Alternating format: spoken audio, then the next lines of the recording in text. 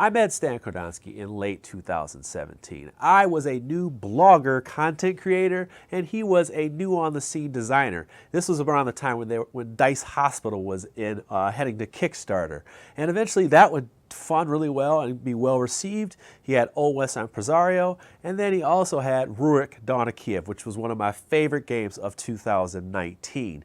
And now here we are with his next game, Shadow Kingdoms of Valeria, by Daily Magic Games. Now, I have to preface this by saying he is a friend of mine. He is local to me, and also Daily Magic Games is someone I've been working with since way in the beginning of when I started this. So I had to make sure you know that. You should also know that this is a prototype, so everything is not final. Let's get to the preview. Shadow Kingdoms of Valeria is a game for 1 to 5 players, and it plays in about 60 to 90 minutes depending on player count. Solo played in about 45 minutes for me. And in this game, you are trying to become the leader of the Dark Army, basically. And you're going to be taking your little worker here, and you're going to be placing them in one of the 5 spots on the main board and your camp on your board. And that's what it's called, the camp. You'll place your worker, you'll take a die, you put it in your area, and those die have strength and discounts to some of the stuff that you may buy along the way. But ultimately, you're trying to complete these battle plans by going back to your camp, and that will match up with the die colors, and then you'll score points based on the strength of those die. Now, that's very, very, very simple explanation. There are multiple combos that happen. You have a campaign board over here that unlocks different bonuses as you start to unlock different things, complete battle plans along the way.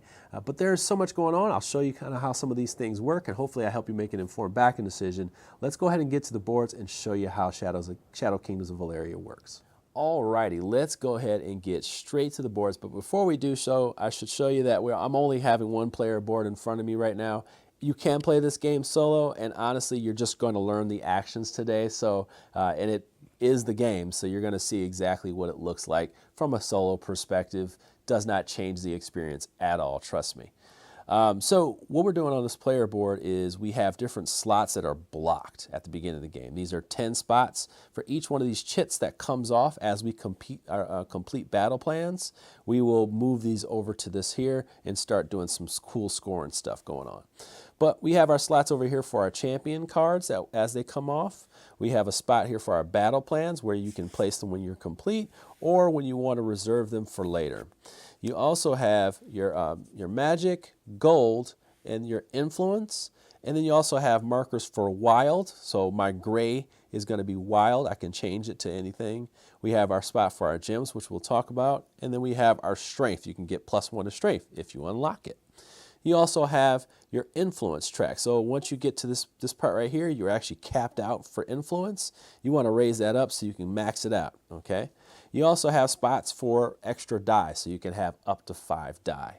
And then you have your spot right here. You just place your worker here, your warlord, so that you can fulfill a battle plan, and that's when you start to fulfill the battle plans in the game. Now, the game is basically you are going to place your worker in one of the 5 spots here or in your spot here, and you're going to complete, you're going to grab a die, you're going to grab a die, and you're going to place it on your board, and in the beginning of the game you can only have 3, a total of 3, and then you'll take action at that location. So for example, I just placed my guy there, I took this 4 die, and now I'm going to take a gem. This gem is going to help me change a die into any color. It can also help me flip a die when it's time to complete a battle plan. So this is for that long game when you have a battle plan that you want to do some cool stuff with. You have a choice with this gem. It goes right back in here when you finish it at any point. Now I should explain the die. The die have, each one of these dice has a strength on it from 1 to 6. It also has a coin, and this could be 1 through 6 is, 0 through 5, okay? So if you have a 6 strength die, it'll have a 0 coin value. If you have a 1 strength die, it'll have a 5 coin value. And then it also has the type, so it's like a type of troop. This one happens to be skulls, it's gray, but it goes right here, okay? Next location you have is the magic, okay? So you have a choice of gaining 2 magic, or you can fulfill one of the rewards. Awards are going to be filled by completing multiple objectives, having a certain set of your your battle plans in there. You may have certain ones, you may have a certain pattern complete on your campaign board, or you just have like set collection. It can be any kind of thing. These icons on the battle plans will kind of show you how to set that up.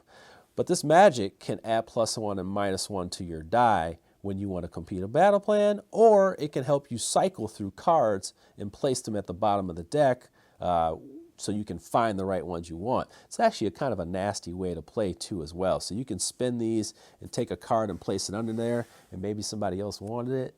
Boom, right from under them, okay? So that's that location. So let me see, I'm gonna take a die from there, and I'm gonna take this 6 right now. All right, so there we go. We got 2 grays and a blue. All right, so what do we do here? Okay, so I'm gonna go ahead and take this blue die, and the reason why I'm taking the blue die now is that I'm taking a 2, which is gonna give me a 4 coin discount. This is important because here in the champion area, I have to pay for what I'm going to get, okay? So for the instant champions, I'm going to have to pay 1 coin. Well, that's going to be free for me. Over here, for the ongoing ones, I have to pay 3. That's going to be free for me. And then finally, I have my end game bonuses. This is going to be 6, so -4 is 2.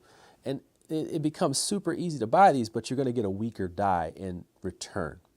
Now, I can choose some of these, so let's go with the instants. The instants are going to give you instant stuff, so like extra magic, extra money, maybe a point or two, maybe a die from anywhere on the area. You just take whatever you're buying and you put it over here because you can only have a certain amount at the beginning of the game. You have your ongoing bonuses. This could be for, you can get bonuses for having a certain type of battle plan that you completed, a certain number of battle plans completed, a certain amount of magic, you get extra points. So there's different benefits that cycle that get you, that kind of help you trigger small little combos in the game, and it slowly ramps up. And then you have your end game, which is the long game of this game. You want to find the ones that will help you out. They could be for symbols, they could be for the high influence at the end of the game, that kind of stuff. That's the champion cards. And as you have more of a certain type, they actually cost more. So that's just something to be aware of. Now my die area is filled, but I'm going to just kind of keep going to show you what's going on here. Now, as I go over here, this is going to be like a bank in a sense. When I take a die from here, whatever the number is, so I'm going to take this 2. If I were to take this 2, I would get, it's got 4 coins on it, -4. I'm going to get 4 coins, and I would just register that here.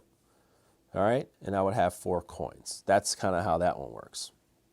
If I were to place here, same thing, I would take a die, and then I would buy one of these cards. It's priced from 1 all the way up to 5, okay? And what I would do is I would take one of these, and I could place it over here in my reserve area, okay? So I would purchase it, take it over here in my reserve area. Now I took a 1, so the 1 has -5, so I basically have paid for that, okay? So if I took that brown die, I would be down to, it would cost me nothing. And I would place it here. Now, when I place them in these reserve spots, I have the option to pay a coin and get 1 influence. I have one here, I could pay 2 coins, and I could get an extra die. I have this one here. I can pay for one of these cards and get it, okay? So there's like a lot of different things that you can do, little bonus that triggers that can happen in this game, and that's what you want to pay attention to. But now I'm going to show you how to fulfill a battle plan, and that's pretty much everything that's going on the board. The heart of the game happens right here in your choices. So let's show you. Now, the heart of this game is completing battle plans. When you complete 7 of them, that triggers the end game. Everybody else gets equal turns, but you're going to be trying to score as many points as you can off these battle plans. And it starts with the dies that you take. So let's take a look at this here. And I'm going to move this back because it shouldn't have been up here. I'm going to put these on here because they match the actual color here. So I got 2 grays. I have 2 grays. And then I have a blue. Now remember, there were several things that you can do to manipulate die. I have this right here. Magic can add +1 or -1. I have this gem right here. If I needed to flip this die over to a 5, I could do that. If I needed to change the color of a die, I could do that as well with this gem, and it would go right back over there. But what I'm going to do is add my strength. I have 6 plus 4 plus 2, which is 12. And that would be my battle strength. But it can't surpass my influence. My influence is only 10. All right, so I would definitely want to use things that will get my influence up so I can get it closer and higher. Why is that important? Well, since I'm capped at 10, I'll look over here at my battle influence here, and it'll say for 8 to 10 strength, I can get a 3. Okay, so I'm capped out by my influence. Even though I have 12 strength, I'm capped out by how high this influence is. So I can only get 10, which is 3 points. 1, 2, 3. Now, what happens is if there's anything else, like any of these ongoing bonuses that I have, I can fulfill, they would give me some bonuses as well. But for right now, this is going to go over here, and these dice will go away. All right. Now, here's the kicker. Once you finish one of these battle plans, you can choose between one of these 10 spots, and you can place it over here on your board. Now, when you place it on the board, you want to kind of strategically figure out what's best for you. And I'm just going to take the easiest one. I want to choose this one right here. It says I get 1 point for every skull symbol I have. So I would just put this on here, and I have 2 skulls on my on this card that I just finished. So I would get 2 more points. All right.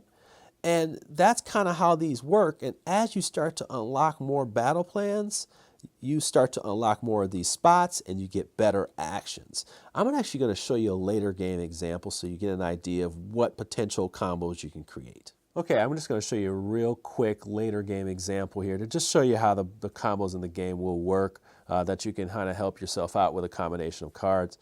So for example, I have this battle plan I'm going to complete. It's going to go on here.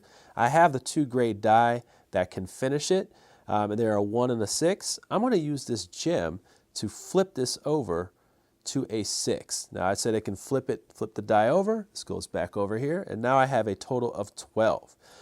So I'll go ahead and look at my combat strength, which my influence is giving me enough room, but I also get +2 bonus here from my card over here from my champion. So now I have 14, which is great. I'll look at 14 right here. It's going to give me 9 points. So it takes me up to 29. All right, this is in a fictitious world. Trust me, that score wouldn't be that high just yet. So we take these die, they go away, and this is added to my board. Now, when I add it to my board, I can also add to my campaign board. Now, what I will do is now I'll start to fulfill these little slots in the areas here. I probably want to fulfill this one because I have a lot of trebuchets. So I'll get 2 points per of this one. So that gives me 6 more points, which takes me to 35.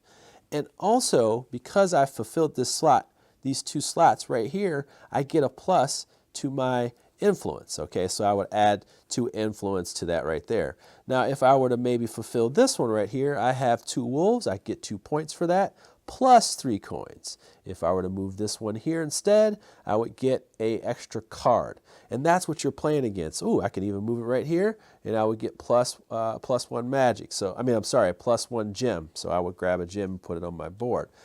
Those are the potential combos of things that you can pull off in just one turn. And like I said, this is going to be a very elegant game. So you'll hear that in my final thoughts. It's kind of elegant and pleasing to play because you're going to get these little combos working for you. But hopefully I gave you an idea of how this works. Let's get to my final thoughts. All right, party people, final thoughts here on Shadow Kingdoms of Valeria. Now remember, Stan is a friend of mine. I have to make sure I say that, so if people are just turned off by that, they can go ahead, and I will thank you for your time. Hopefully I helped you make an informed backing decision. Now with that, this game is simple turns. It's elegant because it has many different ways that you can score, and you'll figure out that it doesn't play the same way twice, and it's just pleasing, okay? So simple, elegant, and pleasing to play. That's really what it is. Pleasing because you're going to get a lot of payoff multiple times during this game. And it's all up to you how that happens. So let's start with an example. Honestly, you're just going to place a worker, get the benefit for that spot, and then maybe get a discount for the action that you're taking. Woo, simple, all right? Now the elegant thing is how you start to build these little strategies. You take, let's say, one card with a trebuchet on the bottom. Well, let's say you have a couple of those. And you're also paying attention to the symbols you have, like these little bat wings. Well, let's say you get an ongoing bonus where you get two points for every single one of those types. Okay, so you get 2 points for every trebuchet card that you have already. So you're going to get multiple points for that. plus whatever the strength of your, of your die are when you add them to the chart. Now, when you place one of these little markers right here, you're going to get the payoff of placing one on one that has, hey, how many bat wings do you have? That gives you 1 point.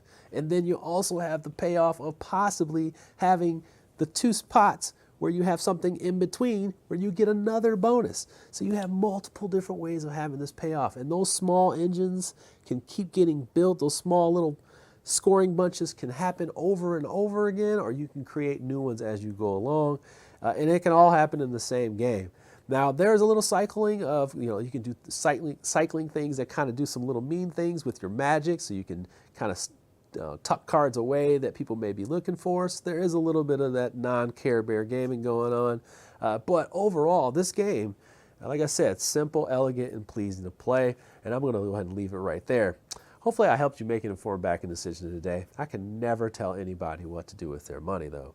And I would like to thank Daily Magic Games for sponsoring this video, and I'd like to thank you for your time.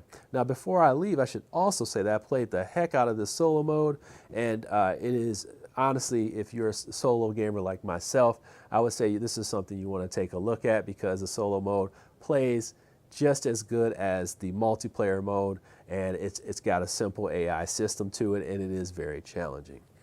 All right, party people, thank you so much for your time. If you have any questions, leave them in the comments below. I'll definitely try to answer them as best I can. I definitely do, so please keep the conversation going in the comments. And with that, party people, you take care and have a wonderful day. Stay safe out there.